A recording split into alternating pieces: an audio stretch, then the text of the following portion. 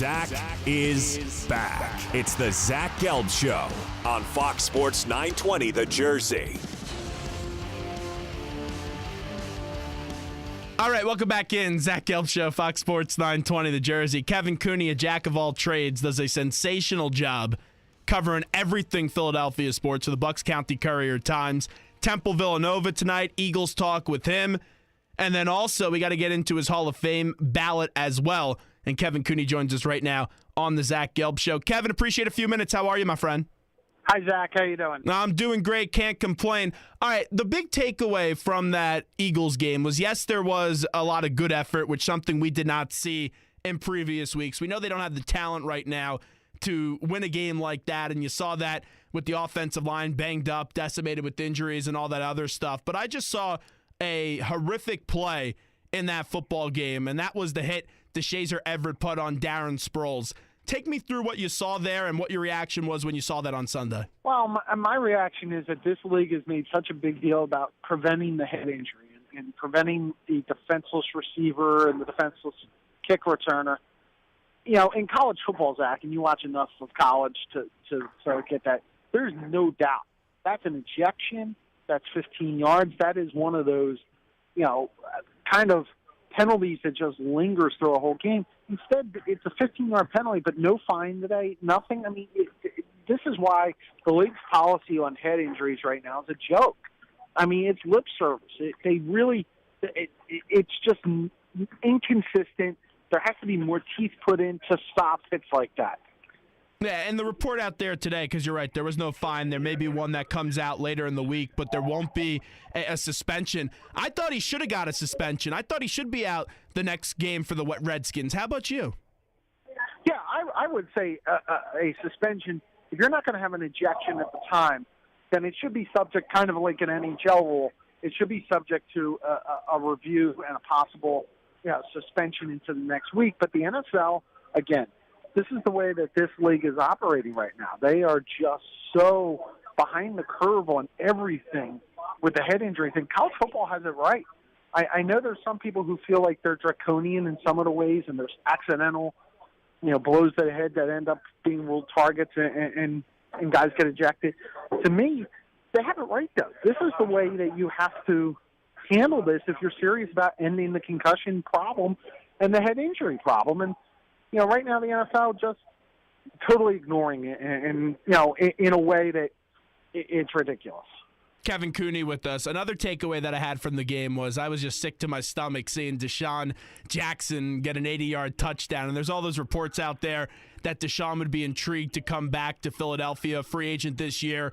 Could make some sense because the Redskins are going to have to pick between Deshaun or Pierre Garçon. If it was up to you, if Kevin Cooney was Howie Roseman, would you bring back Deshaun Jackson? Yeah, I would have never gotten rid of Deshaun Jackson because they didn't have a replacement in hand. They didn't have anybody there that you went, was able to stretch the field. And that's the big problem right now. This team can't stretch the field. The wide receiving core is not good enough. When you consider that their main offensive weapons are check down to Darren Sproles and Zach Ertz across the middle until he gets hit and then he falls down. And obviously Ertz had a better game this week, but still his MO.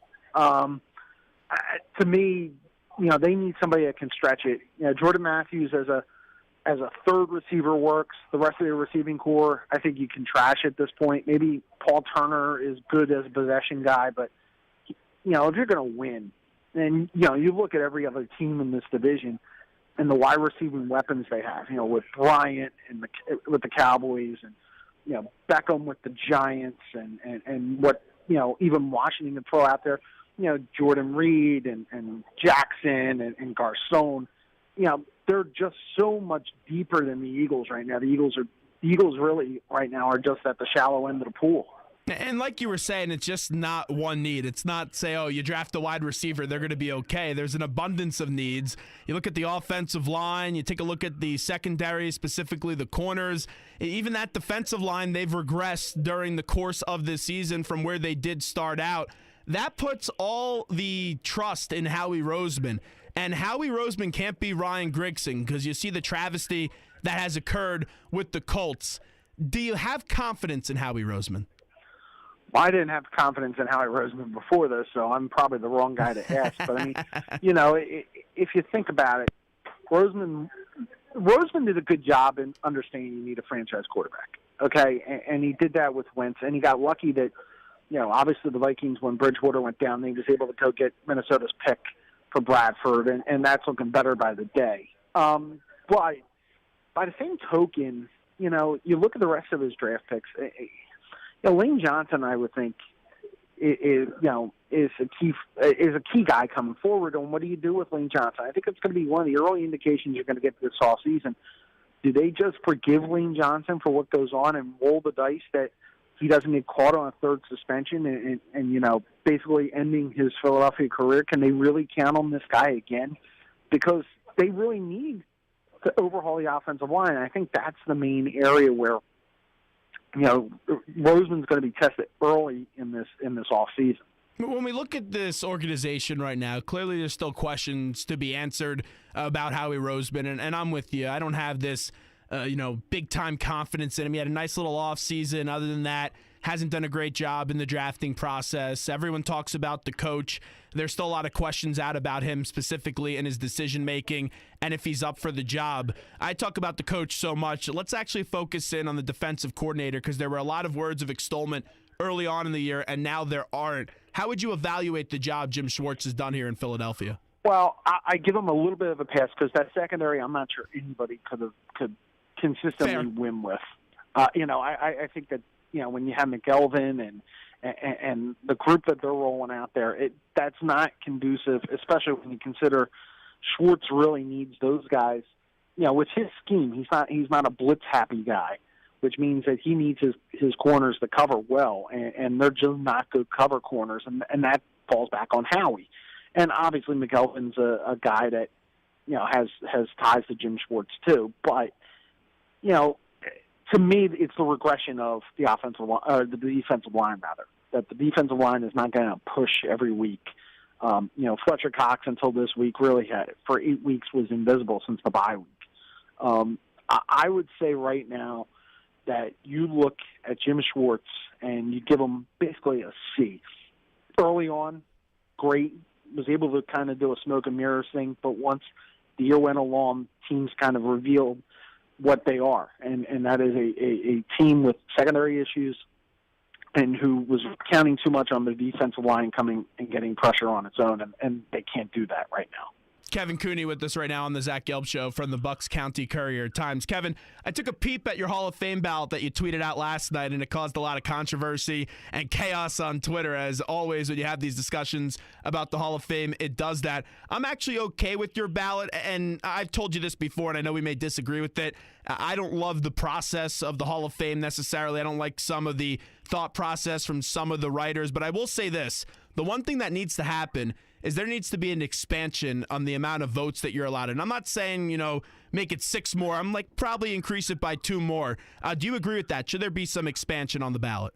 I agree, because honestly, if I could have gone 3 deep this year, but 2 especially, 2 guys that I would have voted for would have been Pudge Rodriguez, and I would have voted for Edgar Martinez this year. Now, Edgar's a new guy for me that I would have put in. I just kind of reconsidered the numbers and everything, and it's just impossible for me to not have him on my ballot when I get the ability. But again, you're running into a numbers crunch here, and part of the problem with with that is you have 12 or 13 guys who qualify for basically 10 spots, and I this year for the first time voted Clemens and Bonds, and part of the reason for that was the fact that being at the winter meetings last week, I saw the Veterans Committee has put in Bud Selig, who was the commissioner of the steroid era. They have put in Tony La Russa, who was the manager of some of the greatest steroid-laden teams, we believe, ever. So how fair is it to put the manager of the steroid era and the commissioner of the steroid era in, and not the players of the steroid era? So that's kind of where I decided on Bonds and Clemens, those 2 being the first wave of what is the next group. But the whole thing's really got to change the way that they're approaching this. And, this is why, Zach, more and more of my colleagues are deciding not to vote in this process, because they feel like the Hall of Fame is basically dumping it on the Baseball Writers Association of America. And more guys are choosing, you know what, you're not giving us guidance, you're not being flexible about the process here, and we're not going to partake. And it's going to be fascinating to see what the final vote total number is going to be this year. But here's the thing with Clemens and Bonds. To me, Clemens and Bonds have to be in the Hall of Fame. Even before the C-League announcement was made, and I know that they clearly have their flaws and they clearly cheated. But to me, I have to put those guys in. And I know when you go to the Hall of Fame, Pete Rose isn't in there, but there's exhibits, showing the mention of Pete Rose. And to me, Pete Rose should be in. I know that's out of your hands. But really, I just can't ignore history. Clemens and Bonds were two great baseball players. Were they clean? No, but they should be in the Hall of Fame to me. Okay, and I agree with you on that, okay, obviously because I voted for him. But the one caveat I have on this is I had a process the first 2 years I had a ballot, which was I voted for guys who had not been linked to steroids, almost like they got extra priority, almost like if you were at Disney, and you had the fast pass going through the lane, okay? Guys who were not connected, they automatically took up the front of my ballot, okay? And Bonds and Clemens, I made a vow that I would not vote for one and leave the other one out. So the first year I voted for 9 because I didn't feel like I could leave Bonds and Clemens, take Bonds and put him in and leave Clemens off my ballot. Last year I had full 10 because I felt there were 10 quote-unquote clean guys that we know, or guys who had never been directly linked. So that's what happened this year. I kind of went after the C-League announcement and went, you know what, this is ridiculous, and I went with the way I did. And also, when we take a look at your ballot, a lot of people are saying, well, how do you go 3 closers? I don't have a problem with any one of those 3 closers getting in, clearly. Yeah, you can make the argument for Pudge, no question. Martinez, no question. Fred McGriff is also another one that I think should be a Hall of Famer. Who I voted for in the past. Yes. Who I voted for in the past, and I didn't vote this time. Yeah, and that probably comes down to a numbers thing, I would assume. Why'd you go 3 closers, though? Well, you look at it. Lee Smith, Lee Smith of the era where closers went more than 1 inning, okay? And he was the all-time saves leader and everything, and he pitched a lot of high-leverage games. Billy Wagner, the more I dug into the numbers, Wagner's whip is like the lowest among all relievers with over 500 innings pitched in baseball history. His 2.31 ERA is the lowest among any left-handed pitcher in baseball history. I think sometimes, he's in the top 5 in saves. That's more of an advanced little bit of metrics in my mind. The fact that his whip and his dominance, it was a shorter span. I know people around here are sour on him because of the way things went with the Phillies. Some people are sour because I guess of the way things went with the Mets those last year or two. But I could not. To me, Billy Wagner was an elite level closer. The one it's strange because Trevor Hoffman is now second in saves. Hoffman was the toughest one of those 3 because I believe Hoffman a lot of times was a short 1 inning guy in a lot of 3-run games and all that. He had one tremendous year in '98, but you look at the career numbers of second all time in saves, you give him a little bit of credit for that. When this class is announced, who do you think gets in this year? It's fascinating. I think Bagwell gets in. I don't know. It's the newcomers like Vlad Guerrero, who I voted for. Got to get in. I think they'll be. I think they'll be close, but I don't think it's like last year. Last year you had Randy Johnson, Pedro. You had a lot of guys that you went Smoltz. Guys that you felt were pretty strong on, okay, these guys are getting in. There's not that guy this year. Pudge and Manny Ramirez, obviously, there's some questions about them with possible PED links. Obviously Manny with the couple failed tests. And he, by the way, goes to another level on that whole debate because he failed tests after the sport really cracked down on it. So I view him almost at a different level than Bonds or Clemens at this point. What will the number be this year if you had to guess on Bonds and Clemens? I think they're going to get above 50%. I sense in talking to my colleagues now at the winter meeting, I sense there's a change. One, there's younger people coming in, and they don't view the PED era the way the older writer does, yeah. Yeah, 30-year vet does. I think maybe they get above 50, 55. But, just talking, I think this is I'm going off the top of my head here. I think it's year 5 or year 6 for both of them. And, you're starting to see some momentum towards them, but I wonder if the clock's going to run out on both of them before they can get through and get to that 75% threshold. 2 other names that were on your ballot, Mike Messina and Kurt Schilling. To me, Schilling has to get, and I know he's a lunatic right now with his political beliefs, but he's the greatest one of the greatest postseason pitchers I've ever seen. Messina's an interesting one. Why'd you go Messina? Messina is a span of career excellence, okay? And I know the knock on him was never won a Cy Young, only won 20 in his final year. His ERA is high. But you also look at the mitigating factors. Pitched in the American League East his entire career, okay, in 2 homer-happy ballparks in Baltimore and New York, okay, in the height of the PED era.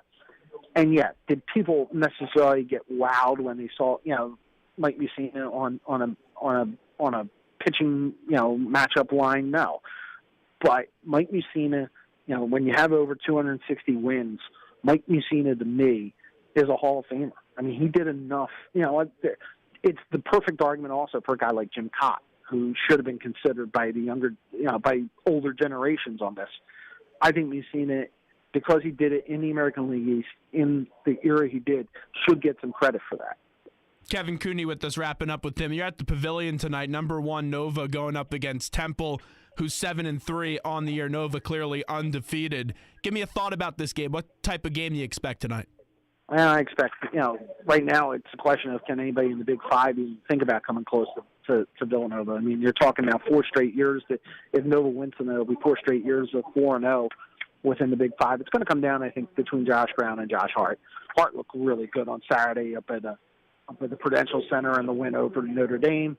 And Brown obviously, has been the guy Temple's leaning on at this point. So I think those are the 2 guys to watch. Villanova, though, what gets me, Zach, and watching them last year through the tournament and covering the tournament run, they are tough.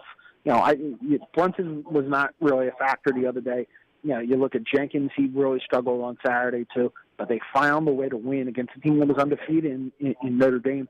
They're just mentally tough right now, and they are a tough out. They're going to be a tough out again in March.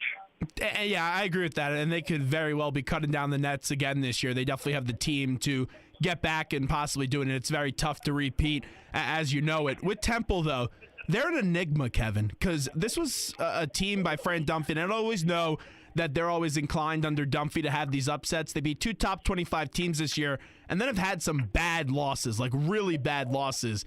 Like New Hampshire. Yeah, can you put a pulse? Exactly. I was at that game. It was like watching paint dry. It was brutal seeing that game. Can you give me a pulse on this Temple team? Because I've been able to figure them out yet.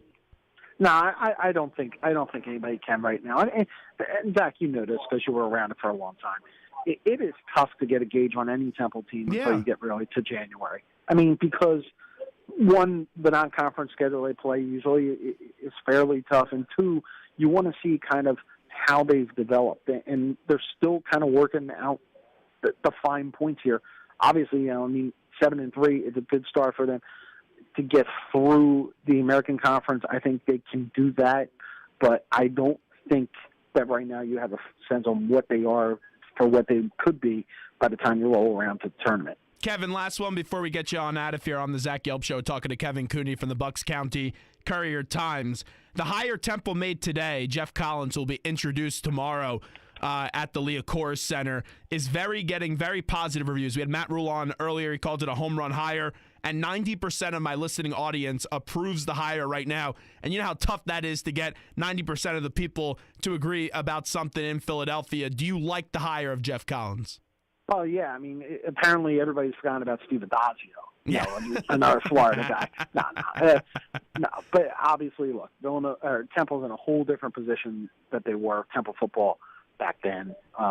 It's going to be fascinating, Zach, and you're closer to it, and I don't want to promote a Twitter war with you and Murphy again, but where this goes for the program, Obviously you got a higher caliber coach than you would have gotten in the past. When the whole stadium topic comes up and all that, that's where I think this program is going to have to be judged 2 or 3 years down the road of where are they playing, kind of what kind of recruits are you getting, are you in battle? It doesn't help them that Penn State is getting better too, and it draws from the area around here. But yeah, I think it was a good hire overall. Kevin, appreciate it. Enjoy the game tonight. No problem. Thanks, Zach. Thanks so much. Kevin Cooney joining us on the Zach Gelb Show, Fox Sports 920 The Jersey. 609-919-9200. That's the number that gets you on board. One more segment to play. When we get back, we did all football talk and sprinkled in a little basketball. Hockey fans, I'm going to your needs next because the Metropolitan is in fuego right now. The roof is on fire. There's so many teams. They're very hot. Flyers 9 in a row. The Rangers, led by not Henrik Lundqvist, by Ronta, has been sensational. We'll talk Rangers. We'll talk Flyers. And what's to come next in the Metropolitan Division next? The Zach Gelb Show is heating on up. We got one more segment to go. Time right now in the Princeton Orthopedic Associates studios, 5:37. We talk some pucks, baby. Coming up next.